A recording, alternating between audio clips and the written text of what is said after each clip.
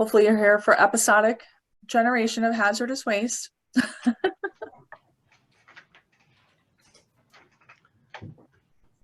So we have a little bit of learning in progress, so just ignore our chit-chatting between us trying to figure out things. And you and Richard discussed how you wanted the questions presented, either through the chat as you're presenting or afterwards, just to keep track. Yeah, I had mentioned to him just a minute ago, I think you were actually on that. If he sees questions that seem appropriate at the time, he could go ahead and unmute himself and just ask. And that the presentation is kind of broken into two chunks. The first chunk is the notification and what episodic is and planned and unplanned. So I will pause there definitely for questions in between before I go into the rest of the requirements under subpart L. Okay. Great. And then I want audience participation for kind of walking through a scenario and is this an episodic and having people say yes, no, etc. So we can either have them unmute themselves or use the chat box. And I can see the chat box. I made sure I pulled it up. And we're going to figure out the muting, the unmuting here in a moment. Oh, Richard, you said now that we're starting the webinar, there should be maybe some other functionality about allowing. If you click on the participants button. Okay, let me go back to that. Got it. I can lower their hand. Oh, allowed to talk. Okay. So, and you'll bring up your attendees and your panelists, and then you will have control over muting, unmuting, things like that. Okay, so right now, I know there's two different ways to do it, I believe. One is they have the ability to unmute themselves. And then if someone is like got stuff going on in the background, we could go ahead and go in here and mute them. Right. Or there's webinars where you're not allowed to talk unless we do something. So what do you think we have? I know Don's on. Don, can you put in the chat box whether or not, or if you can unmute yourself? Or put in the chat box if you can't.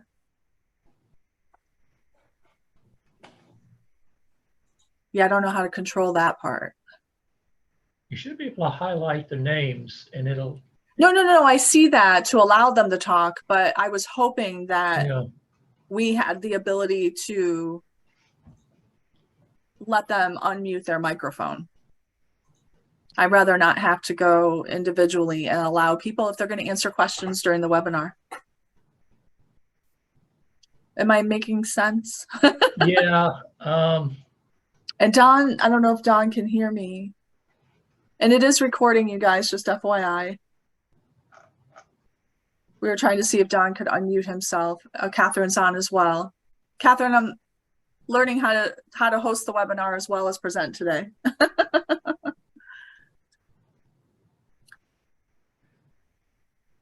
Or if anybody can hear us, which hopefully everyone can, if someone can unmute themselves and say good morning. I'm suspecting they can't. Let me go ahead and I'm going to click on Catherine and hit allow to talk. Yep. So I see Catherine's now on here and she's allowed to talk. Can you hear me now? Yeah. So you don't have the ability to unmute yourself manually, do you? No, ma'am. It's set up as a webinar, not as a meeting. So all the attendees come in. Difference. The chat is disabled, so we're just able to use the question and answer panel. Okay, so is there a way to allow the Q&A? I'm sorry, the chat? You can, it'll blow you up though. Do you want me to monitor the Q&A and stay on? No, I'll be doing that. So okay, yeah, I'll just perfect. switch over to the Q&A. Okay. The thing about it is I wanted some active participation during we've got a couple not case studies, but a couple scenarios to go through, and I want people to tell us what they think. So I guess we'll use the Q&A for that.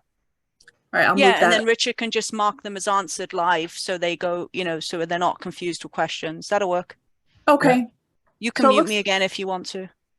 Oh yeah, I guess I should. Oh, there it is, mute. Okay. All right, well, looks like it's time to start. Richard, if you could do your normal spiel and I can learn from you. All right. Good morning, everyone. Welcome to the Florida NAMA webinar series.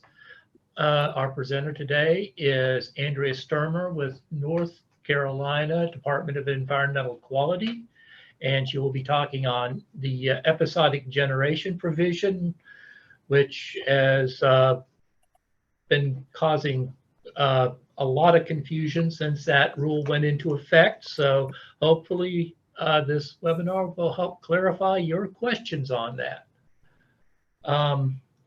If you have questions, please use the Q&A function.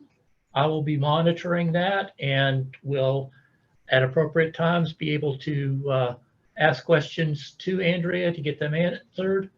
And she will also be doing some audience participation later in here, and you can use the Q&A to bring out your responses.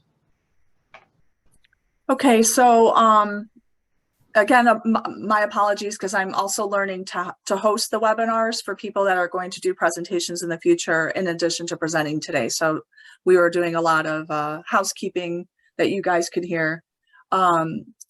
Unfortunately, I don't think you guys were emailed the guidance documents that I asked to be sent out in advance. So I put them in the chat box. So I'm hoping you guys can see them. There's a guidance document to North Carolina's episodic generation, and there's a DEP episodic generation SOP in the chat box. Richard or Jerry, since you can unmute yourselves, can you tell me if you see those? I see them. Okay, great. So the participants that we do have right now, if you want to open those up and save them to your computer, then you'll have them for reference. So I'll go ahead and get started. I'm going to go ahead and minimize the Q&A for right now, just while we get started until we get to the point where I am trying to get audience participation. So good morning, everyone. Thank you for joining us to talk about episodic generation of hazardous waste. This is my contact information. I work for the North Carolina Department of Environmental Quality. I am a hazardous waste inspector. I do a lot of large quiet generators. I have several military bases, and I've been with North Carolina now for 4 years. Prior to that, I know the Florida people know that I was in the SQG program at Orange and Polk County for probably a period of 15 to 17 years. And then I moved on to Hillsborough County Solid Waste doing the household hazardous waste program for the last 5 years prior to coming to Florida. So I do have a lot of hazardous and solid waste experience. Hazardous waste is definitely my passion, and I'm happy to be back doing that again here in North Carolina. And that's my contact information. I don't mind people calling me for any hazardous waste questions, so feel free to copy that down. So this is a Florida chapter webinar. I just wanted to take a moment to talk about the Florida chapter briefly and NAMA and why it's been important to me. I mentioned previous to this position, I was working for 3 Florida counties for a period of 22 years and became part of NAMA then, probably over 15 years ago. And I was on different board positions ranging from president to secretary to just a board member. And I met so many other people in the SQG program primarily, and HHW as well. And it was a really great resource for me when I wanted to know how other counties were doing things, so I didn't have to reinvent the wheel. And then when I became the program manager for the HHW program at Hillsborough County, it was a very new program to me personally to run it. And I was able to reach out to some longtime program contacts, such as Rita Perenni with Brevard and Joe Fernandez and Pinellas and Richard and Leon.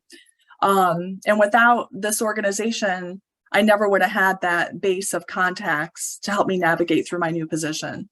So NAMA is very special to me.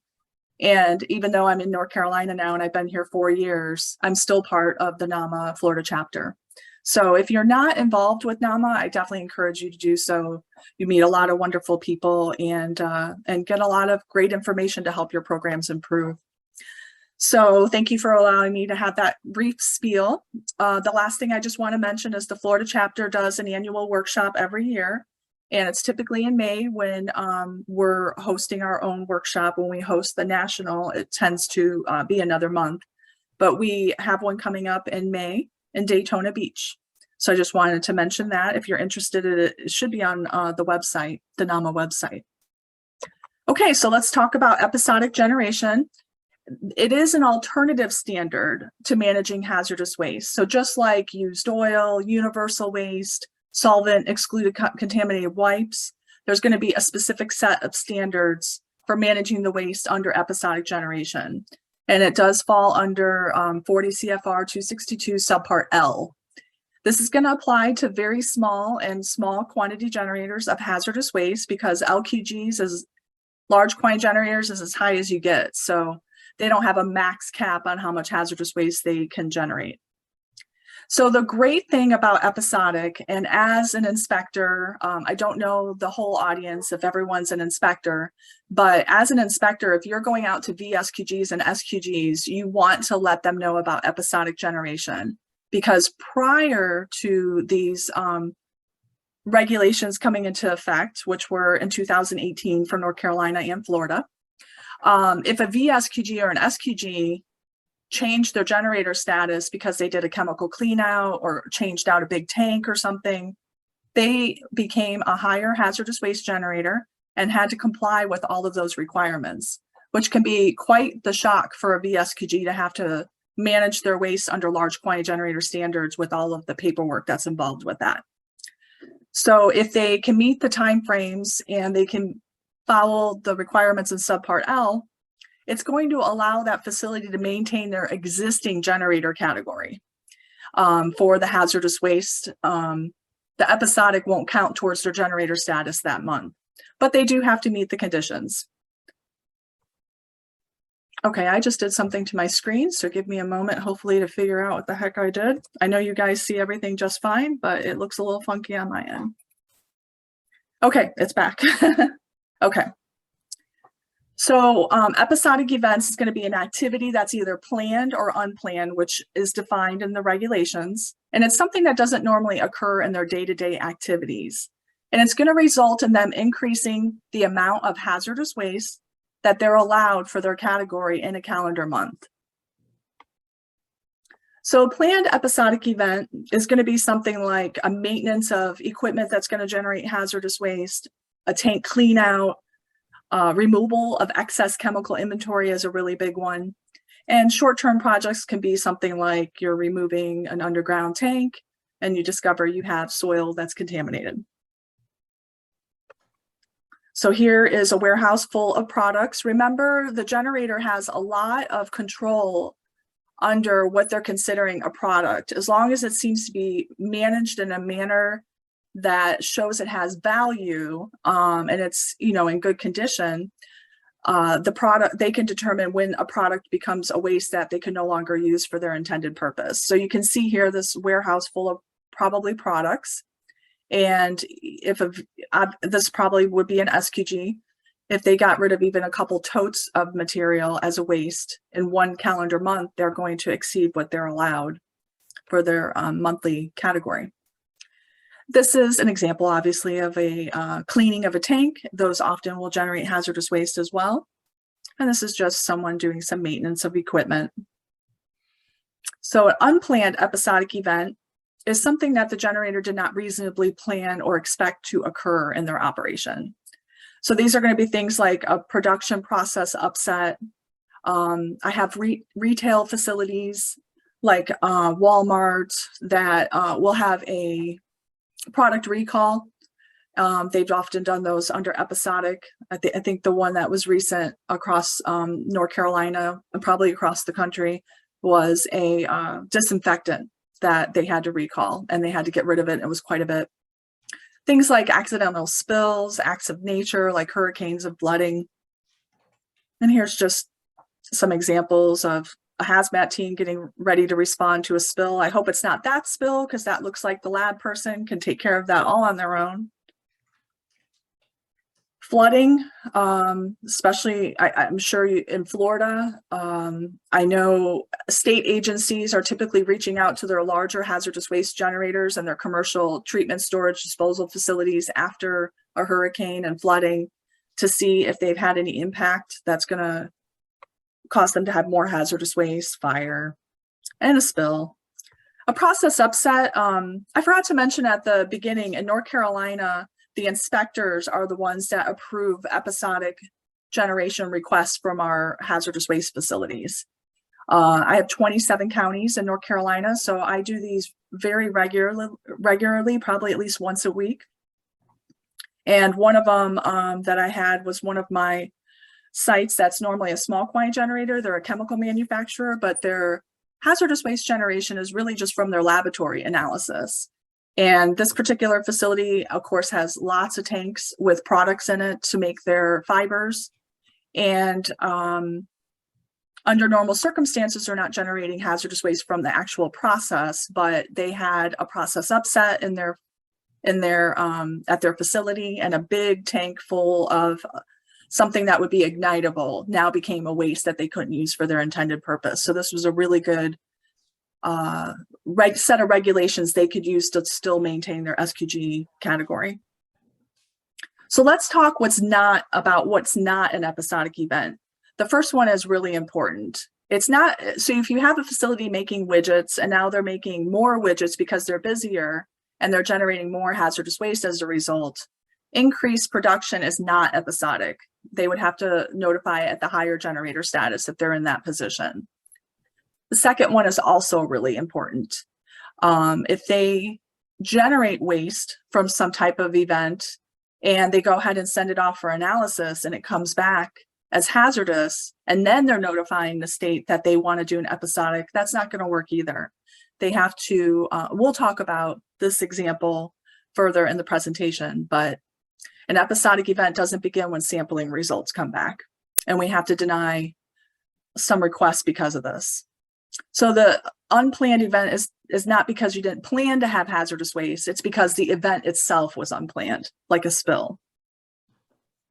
So let's first talk about the notification requirements. This is one of the main reasons why states will deny episodic requests from facilities, is because they don't meet the timeframes. So the first one is notifying the state hazardous waste section. And for the purposes of this presentation, I know we have people from different states. So different states have different ways of facilities doing their notification of regulated hazardous waste activity. Here in North Carolina, we use the electronic database RCRA info. So they do their notification electronically. I know in Florida, they're still doing the paper 8712 FL form, and that goes to Tallahassee. And I do understand from speaking to a DEP inspector about this presentation that Tallahassee is reviewing and approving the episodic requests received in Florida. And they may reach out to the inspectors if they have questions. So when I talk about this, I'm just going to use the term state hazardous waste section as a generic term.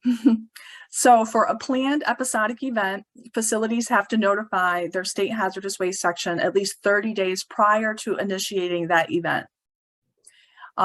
Typically, the initiation of the event would be packing up that waste to get it ready for shipment. So we do not want to see a transporter or a contractor coming on site and preparing that hazardous waste for shipment prior to that 30-day, that date that's 30 days after the notification. That's the earliest they can start.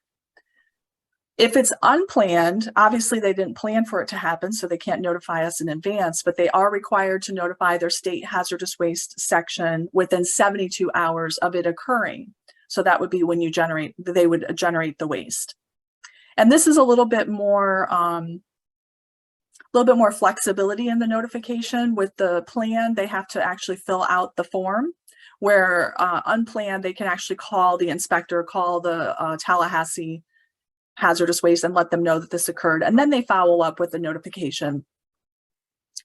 The other part of the time frame is that episodic waste has to start and end within 60 days.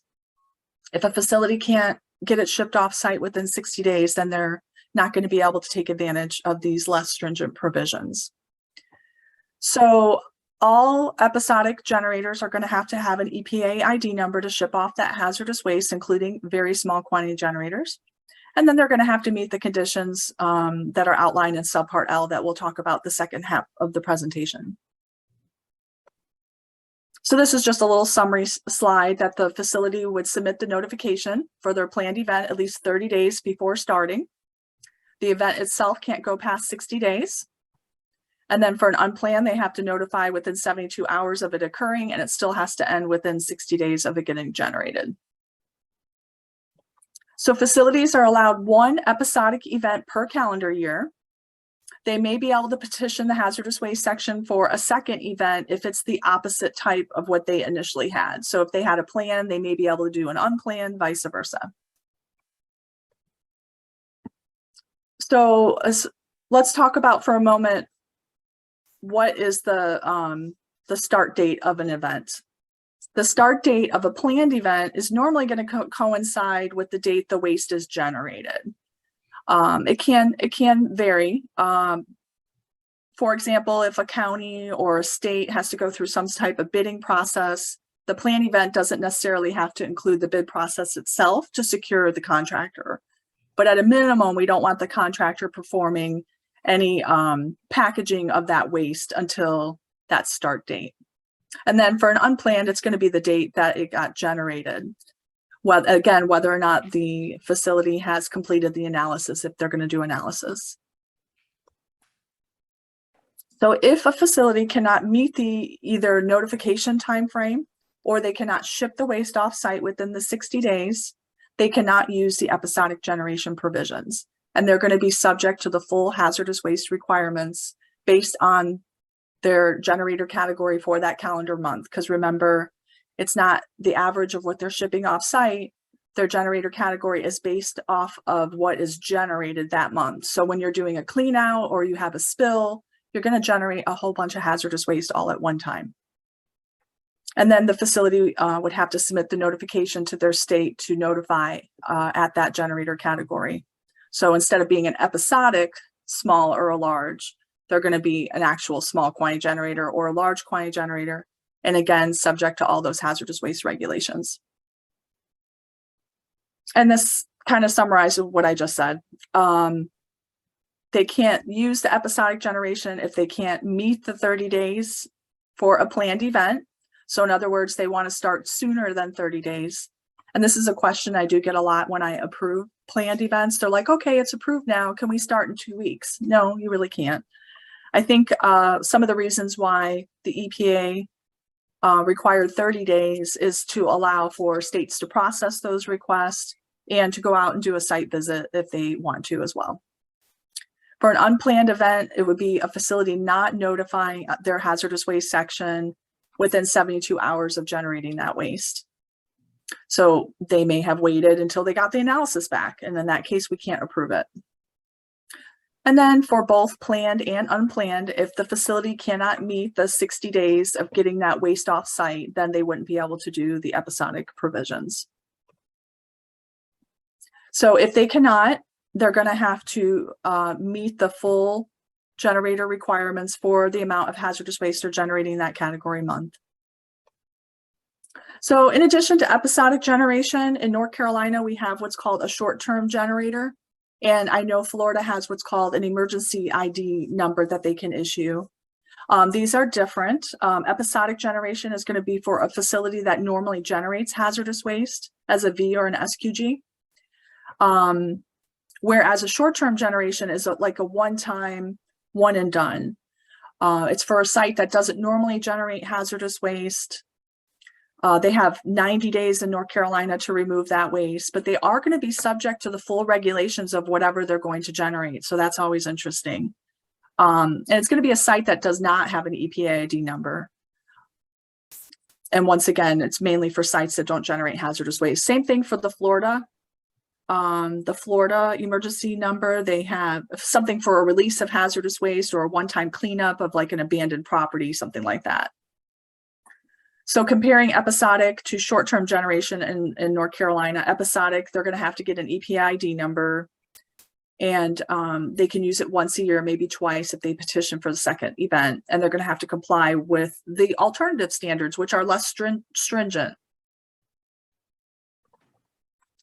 So if a facility is, and this is something I express to all the VSQGs and SQGs I do inspect, that if they generate some waste, and if there's a possibility of it being hazardous and they're going to send it off for analysis, they should go ahead and notify for an unplanned episodic event and manage that hazardous waste in accordance to the regulations we're going to go over. And then if it turns out not to be hazardous, they can withdraw the episodic event so they can use it for another occasion. So withdrawing from an episodic event is, that process is not outlined in the federal rules. So there's not really a formal process, but each state has the way that they want it to do. And here in North Carolina, they just notify us that they are going to withdraw the event, and we do it behind the scenes in the electronic database. And they may do that because they find out they're not going to generate as much hazardous waste as they thought, and they're not going to exceed their generator category. So for VSQGs, they wouldn't go over 220 pounds of hazardous waste for the episodic, in addition to whatever they're normally generating for regular hazardous waste. And for small quantity, they wouldn't be going over 2,200 pounds of non-acute hazardous waste. Excuse me. Or they find out, they may withdraw it because they find out the waste wasn't hazardous. Or unfortunately, they find out they can't ship it off in 60 days. Then they withdraw the event and they have to notify it the higher generator category and meet all of those requirements that's associated with that category. Okay, so now it's the Q&A time. Let me see if I can pop up the Q&A. Have we had any questions so far that I need to answer before we kind of let you guys go through some scenarios to see if it's going to meet the episodic provisions? You're going to, Richard or Jerry? I don't know who is monitoring the chat box. Richard should be monitoring the chat box. Oh, I'm sorry. Okay. Hopefully No. it was answered about there's no chat, the Q&A. Right. If you have something, you have to put It's it in the Q&A, yeah. Oh, Yeah, there was just people noting that they were not able to access the chat box, and I let them know that the files were emailed to them. I confirmed, I did see that the email did get out with the attachment. So both attachments are in the emails they registered for the webinar under. Okay, great. All right, so now I'm just going to go through two scenarios of facilities that may commonly call to request episodic events. And I would like people to hopefully participate in what they think. So the Q&A, let's see, there's the open. Oh, I have one question I see. Do you have any facilities that clean out a tank once per year and therefore apply every year? Absolutely. I mean, I haven't seen that regularly in North Carolina, where I've had some. Actually, I'm sitting here thinking, I do have a facility that is a power generation facility that is normally a very small quantity generator, and they do some type of maintenance every year.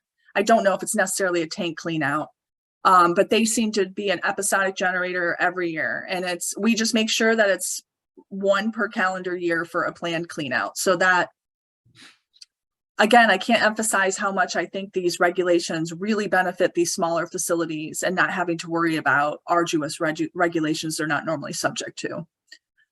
For VSQG, how many times a year can we have an episodic event in Florida? Same thing. These are federal requirements. Florida does not have anything more specific than the federal requirements, which is you can have one episodic event per year, or if they want to do the opposite type of event. So if they did a planned and were approved, and they want to do an unplanned, they can petition DEP to ask for the second event that's the opposite type. Same thing in North Carolina.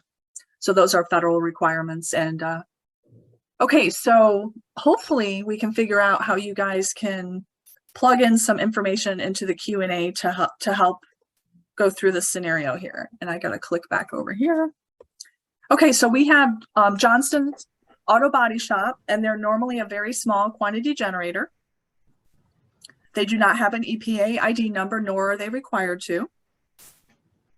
And they generate one 55-gallon drum of hazardous lacquer thinner every 6 months. Again, it's what you generate in a month, not averaging, but let's just say they average the same amount every month. So they're probably doing what, 8 gallons or so a month of lacquer thinner. So they will have less than 220 pounds of hazardous waste in a month.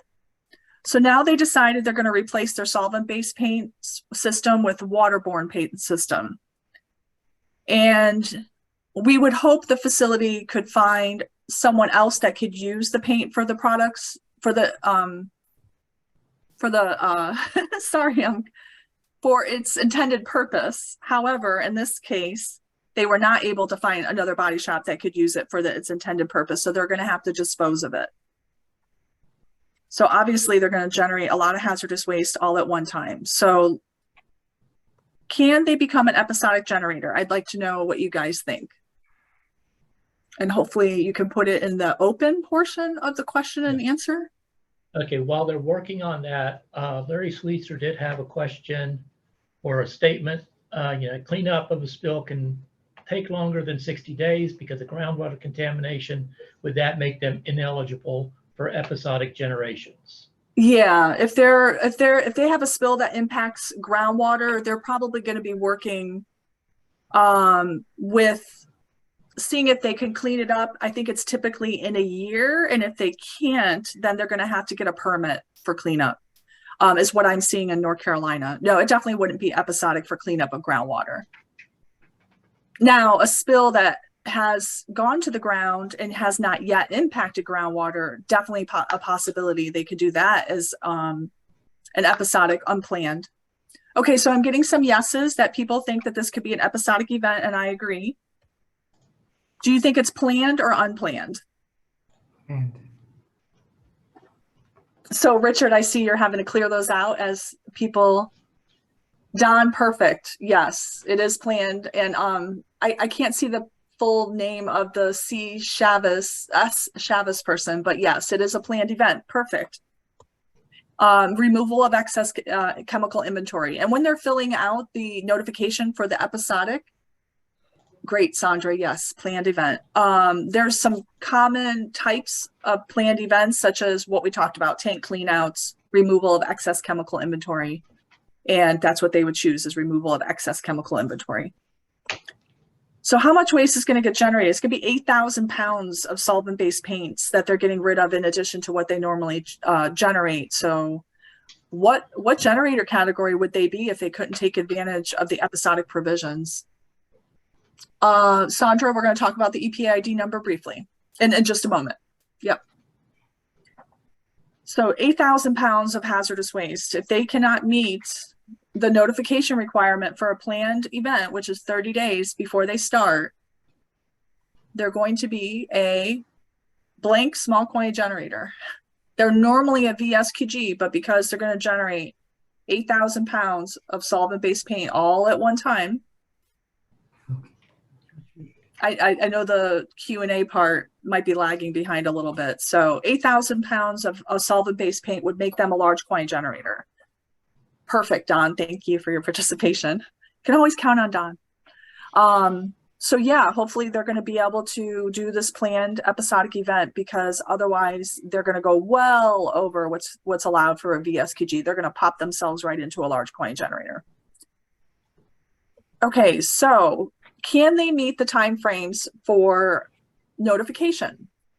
So this is the types of questions that, when I'm having a conversation with the facility, in North Carolina, these notifications actually go to our financial group, and they look at them, and then they send them over to the inspector if it's something like episodic. So I'm looking to make sure that the start date is 30 days after I'm receiving the notification. Usually I reach out to these facilities to find out exactly what they're doing, and then making sure that they think they can get that hazardous waste shipped off site within 60 days. So this is, Sandra, to answer your question, this is what the facility needs to do. They need to file the notification in however they do their state notifications. I mentioned North Carolina is the electronic. Florida is going to be a paper form with an addendum for the episodic. Because they're a VSQG without an EPID number, they now need to obtain an EPID number, and they can do this in one fell swoop with that notification. They can get the EPA ID number and notify for the episodic in one notification. Section 13 is going to be the episodic generation. And then they're going to have to comply with the rest of the requirements in subpart L that we're going to go over in the presentation. Okay, now we have Disaster Chemical Company. I think we're setting up this facility for not being very successful in their hazardous waste management, but they are a small quantity generator. And you will find this with a lot of not huge chemical manufacturing facilities, but mid-sized ones. They're not always a large quantity generator because they have all these products, and often when they have a spill, they're able to recover and use some of that. But this facility is a small quantity generator. They're normally generating 1,200 pounds in a calendar month of hazardous waste, so they're like smack in the middle of that quantity. They have an EPA ID number, and they should have one. And they have a sulfuric acid tank that has an overflow and it discharged 2,000 gallons that is not going to be able to be reused. So they're going to generate 2,000 gallons of sulfuric acid. So once again, do you think this would be an episodic event? And if so, do you think it's planned or unplanned? It is an unplanned event. And yes, it definitely qualifies. This is, again, why these regulations are allowed. These types of things happen, and they're not typically frequent. Hopefully they're not. So it is unplanned. It's an accidental spill. And they're going to generate about 30,800 pounds of sulfuric acid waste in addition to the 1,200 pounds of hazardous waste they're normally generating. So they would definitely become a large quantity generator if they weren't able to do this under the episodic event. So the facility, when we speak to these facilities, we already know. The first thing I'm asking is, when did the spill occur? If it's within 72 hours of them notifying me, then yes, I can approve it for an unplanned event. But if it was a week ago, no, it's not going to qualify. They're not going to meet the time frame for notification, and they're going to have to notify at the higher generator status. And then typically, like this facility is already taking care of the cleanup within a couple days of it occurring. So when they fill out the, so for an unplanned, there's a little bit more flexibility in the notification. They can actually just reach out to the inspector or the state by fax, by email, by phone to say, hey, this happened. We want to do an unplanned event. And then they follow up with the actual notification. And when they do that notification, they're going to do section 13 for episodic. And they have to submit that by the end of the event. Richard, I want to say someone is still unmuted. It might be Richard, I'm not sure. Okay, so this facility is meeting the requirements for notification, and they're able to get that waste shipped off with 60 days. So they're going to be able to comply with the unplanned episodic event. All right, so now we're going to move on to the other requirements, the actual management of the waste and the paperwork requirements that are involved with episodic. So this would be a good time. Okay, I see another question. If you get a call for an unplanned event, do you ever okay it on the spot? Basically, I do get calls for unplanned events, and I tell them that it sounds like it meets the requirement for an unplanned event. The key for me is to find out when it happened, making sure it's within the 72 hours of it getting generated. And then I usually will send them an email with the episodic guidance and tell them to go ahead and notify. Now, I know it says to notify by the end of the event, but I usually have them notify like right away. That way, I don't know, that just makes me more comfortable. I'll be honest, I didn't realize they had till the end of the event. Normally I have them notify within a day or two. So, and that's worked out just fine for me, but the rules allow. Oh, go ahead, Richard. On a related note, I just thought of, do you have issues with people saying, well, they contacted like the state warning point or the federal spill reporting system and they think that covers them? I personally have not had that happen, but I will tell you that when someone reports something to the NRC, the what does NRC stand for? National Response Center. I will get that email if it involves hazardous waste and it's in my area. So there's someone at DEQ that makes sure that the appropriate part of DEQ gets, whether it's the water resource people or the air people, or hazardous waste or solid waste or underground storage tank. They do all of our leaks from vehicles. They will send that email over to the appropriate people for evaluation. And then I always do a follow-up call if it does involve hazardous waste. But I haven't specifically had a facility call me for an unplanned event that said, oh, well, we notified NRC, that should count. And it honestly wouldn't, because they're not notifying the hazardous waste section directly. To answer the question in the chat box about what happens if they report after 72 hours for an unplanned event, it's not going to qualify for the time frame for episodic. So they would have to meet the full requirements of however amount of hazardous waste they're going to generate from that spill. So they may become a large quantity generator, and they would have to notify as an LQG, and they would have to meet all of they develop a contingency plan, do the weekly inspections, do all sorts of stuff that they would have to do as an LQG. So me as an inspector, and I might be going off track here just for a moment, if I have a facility that does notify, because I've had facilities that notified for episodic, and unfortunately were not able to meet the time frame, and they did have to notify as a large quantity generator instead of episodic. If that happens like once, I'm not going to necessarily be digging into, do you have a contingency plan? Did you do all these other things required for a large quantity generator? But if it's happening, if they're popping into that category more frequently, then I'm not going to be asking for those requirements that they should be doing, because we're allowed to look at 3 years worth of stuff. So do they become an LQG for that moment only? They become an LQG for that calendar month when they generated it. And in North Carolina, we'll have them, if we discover something after the fact, we'll contact the facility and say, hey, so this might, I'll give you an example. I was going out to I probably shouldn't say who it was. I was going out to a major company that transports stuff to people. And I was preparing for the inspection by reviewing their manifest, and I found some acute hazardous waste they had shipped off the year before. And they did not notify as a large quantity generator based on the amount I was seeing on the manifest, because you're only allowed to, you can't go over 2.2 pounds of acute hazardous waste. It was nicotine. Boy, nicotine is it's just like the thorn in our side as hazardous waste inspectors. But anyway, when I went to the facility and found out what happened, yes, they generated it all in 1 month. It was 50 pounds on the manifest because it showed up on one of their trucks and they had to ship it off. So they had to retroactively notify as a large quantity generator for that calendar month that had happened in 2021.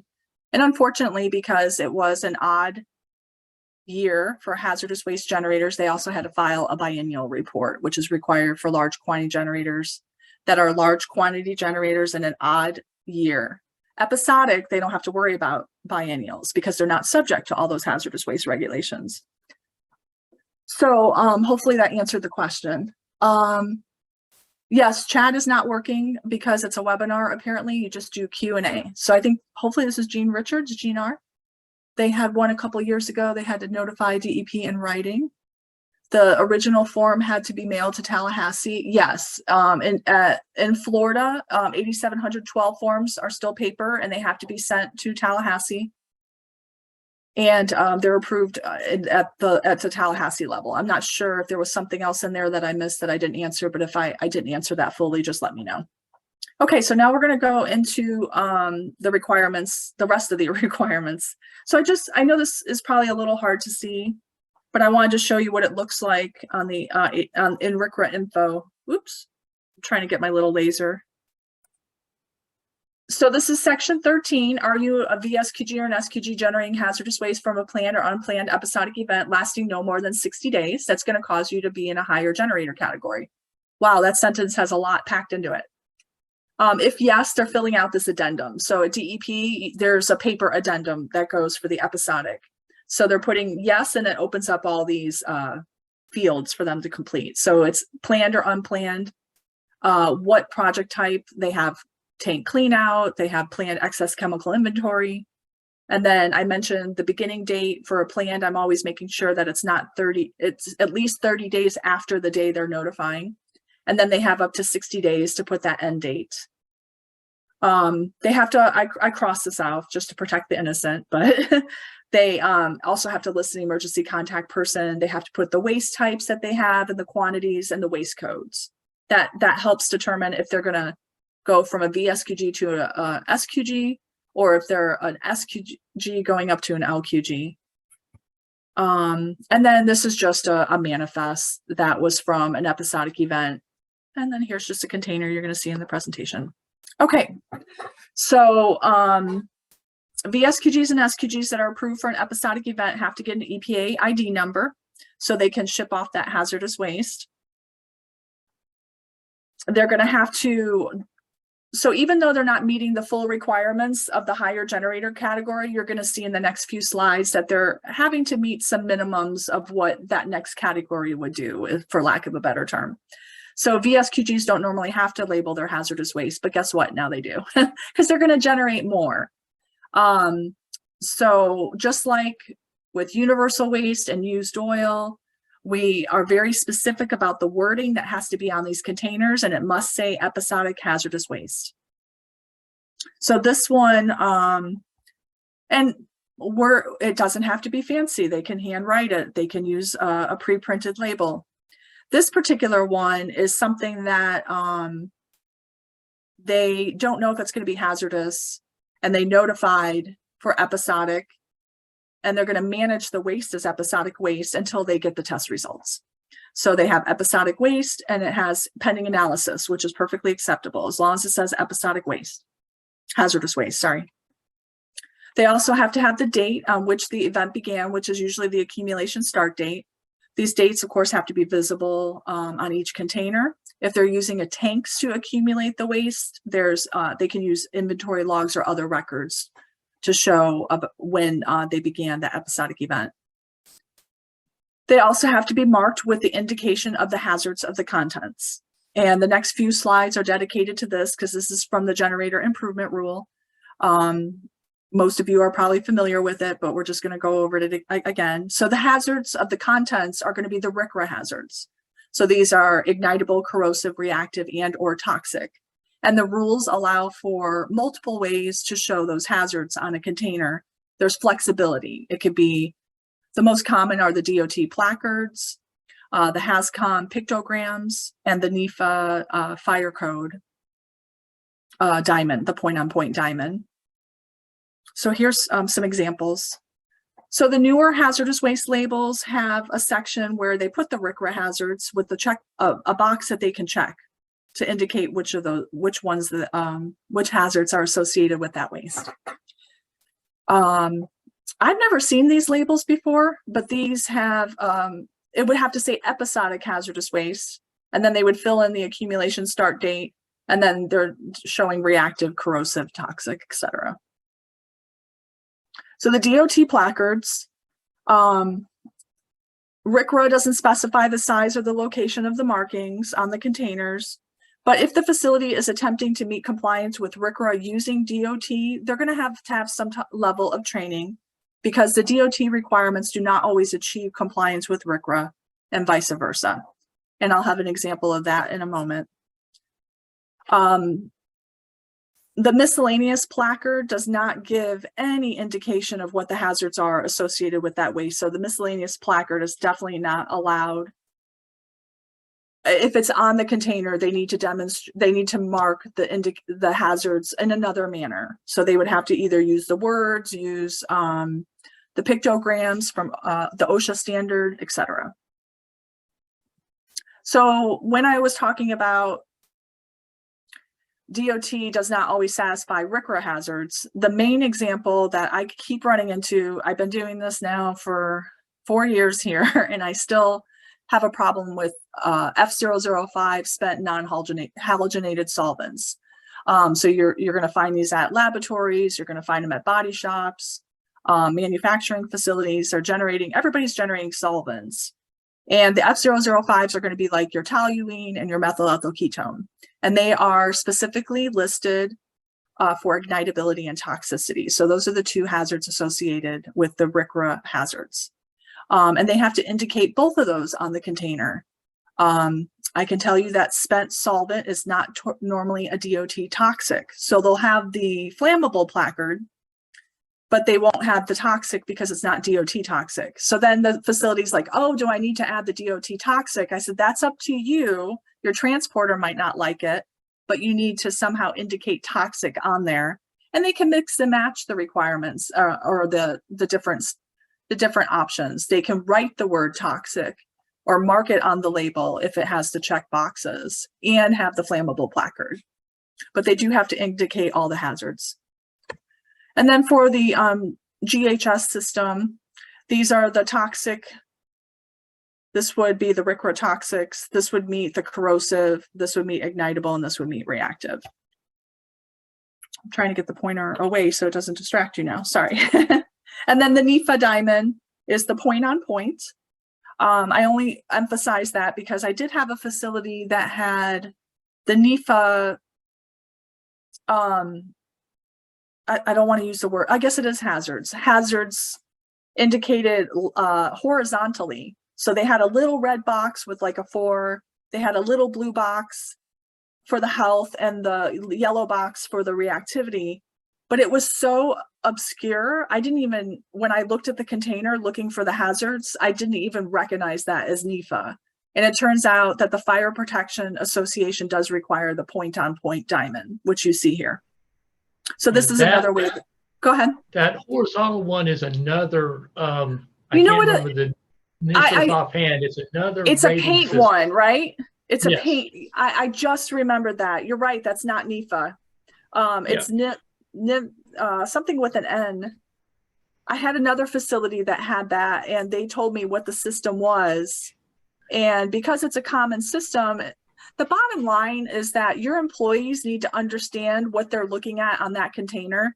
If they don't readily recognize those as hazards, then they should probably use a different system, is what it comes down to. And that's how we sometimes evaluate it at the state, whether or not it would be an acceptable classification system when we see things other than pictograms, the words, DOT placards, and NEFA diamonds. And I did say pictograms, hopefully. Yeah, thanks. You know what, Richard, I think you're absolutely right, because it was a paint facility that had that. And she sent me a picture and said, oh yeah, NEFA's on here. And I said, I've never seen that like that. So we did a little bit of research and found out from, like I said, the fire code requires the diamond. So you're right, it was probably that other standard. So they need to indicate all the hazards. This one obviously is showing DOT representing reactive for RCRA and toxic.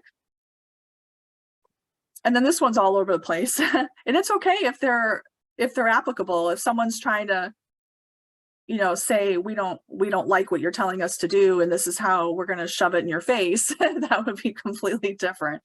But this is representing fire, toxic, and toxic for the pictograms. We have ignitable under DOT, and then we have NEFA, and I think I see a 3 on the red for fire. So they're all probably appropriate.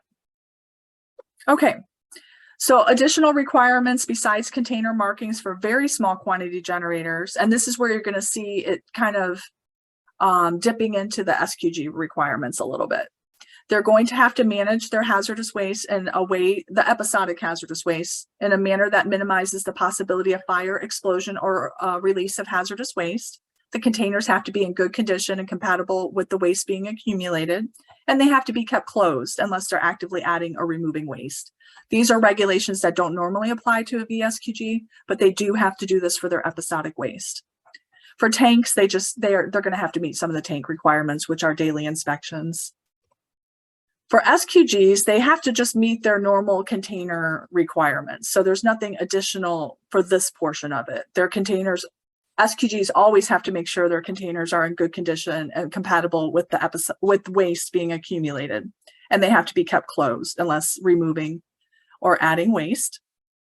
And they have to do their weekly inspections. And then there's the incompatible stuff. They can't put hazardous waste in a container that used to hold something that would have been incompatible with the waste they're putting in it. They can't combine waste that are incompatible in the same container.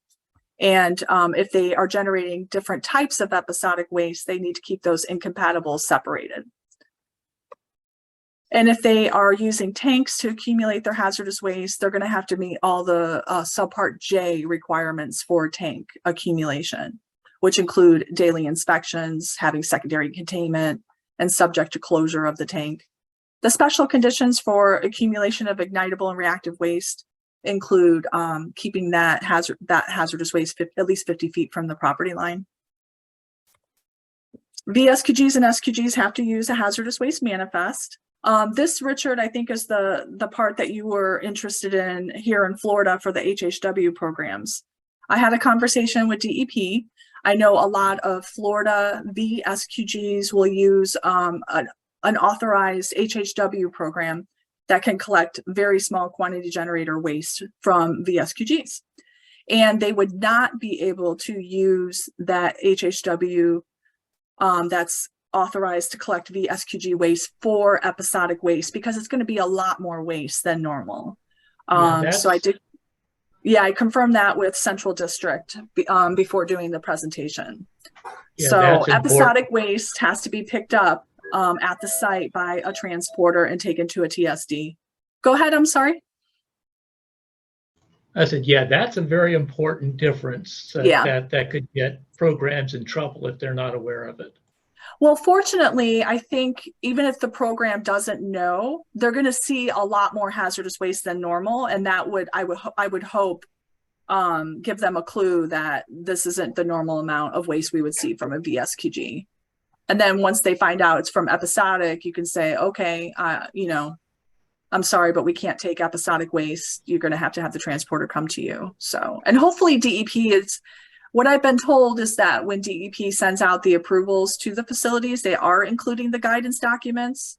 I don't think the DEP guidance documents included a discussion about HHWs that are authorized to take VSQG waste. That might be something good for a Florida county to bring to Tallahassee's attention, to maybe just add that statement, because I know that's a great resource in Florida. Okay. So do VSQGs and SQGs have to use a uniform hazardous waste manifest when shipping off episodic waste? Yes, they do. And it has to be picked up by a registered hazardous waste transporter. And it has to be shipped to a permitted treatment storage disposal facility, a TSD. So how long do they have to transport that waste off site? VSQGs and SQGs, we already talked about this, but they have 60 days from when basically they generated that hazardous waste to get it shipped off site. This is a common question I've gotten in the past, is does the waste have to be accepted at the TSD within 60 days? And that answer is no. They just have to get it shipped off site. So that initial date on the hazardous waste manifest that the generator and the transporter are signing has to be within 60 days of initiating the event. If they cannot get it off site within 60 days, again, they're going to have to, the episodic they're not going to qualify, and they're going to have to count all that hazardous waste towards their normal generator category. And if it goes over what they're normally allowed in a calendar month, they're going to have to notify at the higher generator category and meet all of those requirements for that category. This is there's a couple slides here that have kind of a lot of information for kind of a simple topic, but can episodic hazardous waste be shipped on a manifest with regular hazardous waste that's non-episodic? And the answer is yes. And North Carolina has some complicated tips. So one of the tips we want to say is that if you're an SQG and you've got your regular hazardous waste that you're allowed to accumulate for 180 days, that doesn't mean you can accumulate the episodic for 180 days. It's still subject to the 60 days. So previously our presentation said the facility, if they're going to combine episodic with non-episodic waste, our presentation said they must have a comment that says which lines on the manifest are associated with the episodic event versus the regular hazardous waste. But the rules don't actually say it has to be on the manifest. They just need to be able to distinguish that in some manner. The manifest is probably the easiest way though, because as an inspector, if you're going to go to a facility and you're reviewing their hazardous waste manifest, if you're starting to see a whole bunch of hazardous waste on one manifest, you're going to jump to the conclusion, which is, you know, readily so, that they may have been a large quantity generator or something higher than their normal status if they don't make that designation. And I'm sorry, there's a lot of information on this slide, but basically it's saying that, yes, you can ship episodic on the same manifest as non-episodic waste. We are recommending that box 14, which is your comment section, has which line items are associated with the episodic. It also says that you can ship episodic on a separate hazardous waste manifest the same day that other hazardous waste is being picked up. But this is what it comes down to, and this is, we're kind of wrapping up now. This is the last requirement I'm going to go over. It comes down to them being able to show how much hazardous waste they generated for that episodic event. So if they can do it in another manner than writing it on the manifest, then that should be acceptable, because the rules don't require it specifically to be on the manifest. But they do have to have these records, and that would be the beginning and end dates of their episodic event, a description of what the event was, and what types and quantities of hazardous waste they generated. And guess what those three things come from? Their notification. So if they print out their notification and keep it with their records, that will help a great deal during a record review. They also have to have a description of how the hazardous waste was managed. It's basically who was the transporter and what TSD that they sent it to. And guess what? That's on the hazardous waste manifest. So they should have those as well. I would just have them keep all these records together. And then if they did a petition for a second episodic event, they should have that letter from the state. The state does, I forgot what the word is. We're North Carolina is an EPA administrator. They use that term because we have a work plan with EPA. So it doesn't necessarily need to be from the EPA, but it needs to be from a RCRA program. I think I'm overcomplicating that last one. All right, so a summary of what we went over is that the subpart L are alternative standards for facilities that are generating episodic amounts of hazardous waste, and it will allow them to maintain their existing generator category for the hazardous waste they're generating during that event, provided they meet the notification requirements. They get it shipped off within 60 days, and then they're following the labeling and manifesting and the other requirements we went over. So that is the end of my presentation. I'd be happy to take any other questions you guys may have. And I hope you found this of it was helpful to you and what you're doing. So thank you. Thank you, Andrea. No more questions? I'll give it just another minute. So we did record this. We're going to send a link out to the people that are registered. Let me go ahead and stop sharing my screen. Okay. So we're going to make that link available to everyone that's registered in case they weren't able to be on live or you want to go back and reference something. But remember, you can always reach out to me if you have additional questions. I don't mind them at all. So that's it, Richard. Nothing else? Okay. When receiving notification by writing, what is the approximate? Looks like something got cut off.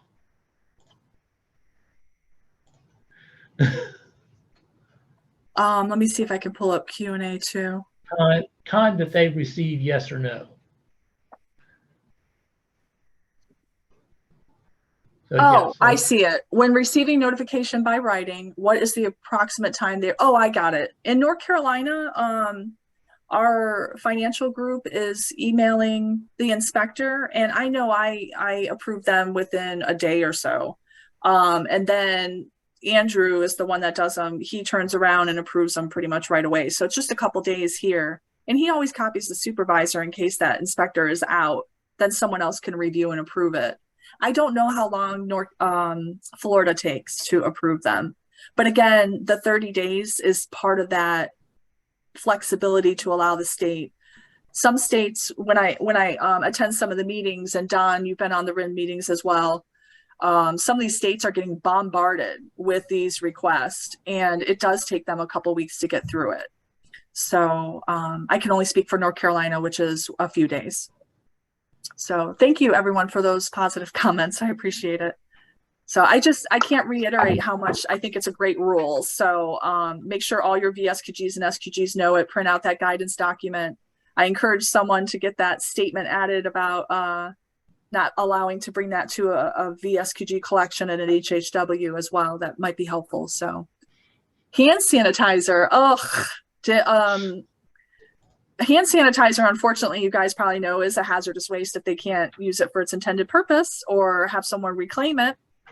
But EPA did just release a memo about hand sanitizer out. It's on their website if that's something that you want to find out more. I've gotten the phone calls from fire departments, et cetera, trying to get rid of old hand sanitizer. And it's what I think in RCRA, everyone's had it where someone's asking a question because they want to do the right thing, and you're cringing when you give them your answer, which is unfortunately you're now going to become a large quantity generator to get rid of this hand sanitizer. But if it's a planned event, they can do a planned event for a disposal of hand sanitizer because they could probably wait the 30 days to get rid of it. So no, we don't have anything.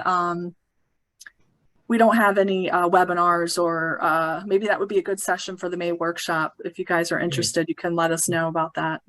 Well, Becky says they're working one right now, so we could maybe hit her up for a case study. Yeah. Well, Becky, we're trying to get her on another panel for cleanup of storm debris. So we'll see what her schedule looks like in May. So, all right. Well, I think our time is up. Okay. So thank you everybody for joining. Really appreciate it. And the questions and the participation. Thank you. All right. Merry Christmas too, everyone. Happy holidays. Okay. I'm going to hit end, Richard. Thanks, Dan. Nice job. Nicely done. And broadcast. Oh, okay. Thanks. What was that, Jerry? Oh, nicely done. Thank you. Oh, thanks, Jerry. Yeah. All right. I'm hitting end. Bye. Bye, everyone.